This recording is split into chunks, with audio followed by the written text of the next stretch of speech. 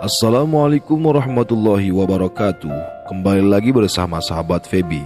Kali ini kita akan membahas tentang fakta mengapa Banten disebut sebagai gudang jawara tangguh Indonesia.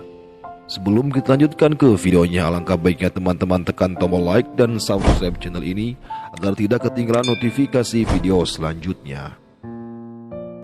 Banten yang terletak di wilayah barat Pulau Jawa menyimpan banyak selubung misteri yang masih belum terungkap hingga kini. Terlebih Banten dikenal secara luas sebagai gudangnya para pendekar asli Nusantara yang dikenal sakti mandraguna. Tak hanya itu, daerah ini juga merupakan penghasil senjata tajam jenis golok yang sering digunakan oleh para sesepuh sebagai alat pertahanan diri. Bahkan desa yang dikenal memproduksi sajam tersebut masih bisa dilihat keberadaannya. Para penduduk di desa itu merupakan generasi kesekian kalinya yang tetap memproduksi berbagai jenis golok. Keahlian yang diwariskan secara turun-menurun tersebut bahkan telah menjadi bagian kehidupan sekaligus mata pencaharian sebagian besar warga desa. Salah satu wilayah penghasil golok yang cukup terkenal adalah Desa Seat. Lokasinya yang terletak di antara perbatasan Serang Pandeglang membuat desa ini populer sebagai penghasil, pengrajin, dan pengukir golok. Di zaman yang serba modern ini mereka tetap tekun dan setia memproduksi senjata tajam yang dijual ke berbagai daerah di Indonesia seperti Sumatera dan Jawa. Dari tangan mereka lah warisan kejayaan masa lalu tetap lestari hingga kini. Pantas saja para pendekar di Banten sangat ditakuti oleh lawan-lawannya. Selain menguasai teknik ilmu bela diri, mereka juga dibekali dengan golok yang menjadi ciri khasnya.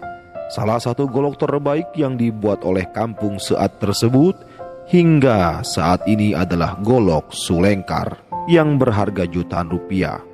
Bahannya bisa berupa dari besi yang biasa ditemukan pada delman dan ranjang tua. Ada pula jenis golok sorenan dan gadok yang biasa digunakan secara umum seperti berburu ke hutan. Jawara masa lalu yang sakti mandraguna.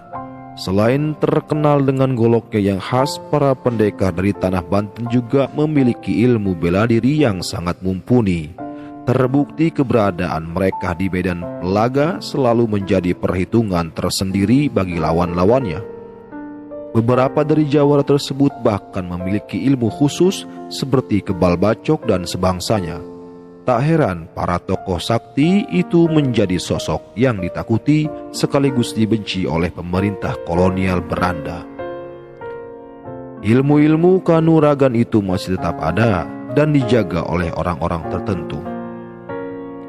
Untuk menjadi seorang jawara di masa lalu, syarat utama yang harus dimiliki adalah ilmu bela diri.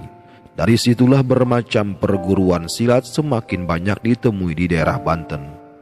Tak salah bila daerah ini terkenal menghasilkan pendekar-pendekar Nusantara dengan kemampuan berkelahi yang sangat tinggi.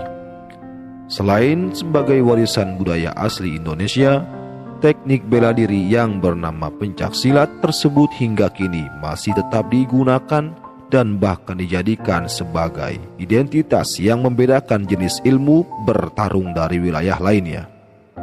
Indonesia, khususnya Banten, memiliki sejarah panjang tentang kearifan lokal yang menjadi ciri khasnya hingga berabad-abad. Berdasarkan fakta tersebut, hal itulah yang menjadikan Banten layak disebut sebagai gudangnya para pendekar di masa lalu. Meski telah beralih zaman, pesona dan identitas Banten sebagai negerinya para jawara tak akan pernah pudar tergusul oleh waktu. Itulah cerita singkat tentang fakta mengapa Banten disebut sebagai gudang jawara. Kurang lebihnya saya mohon maaf. Wabillahi taufiq wal hidayah. Wassalamualaikum warahmatullahi wabarakatuh.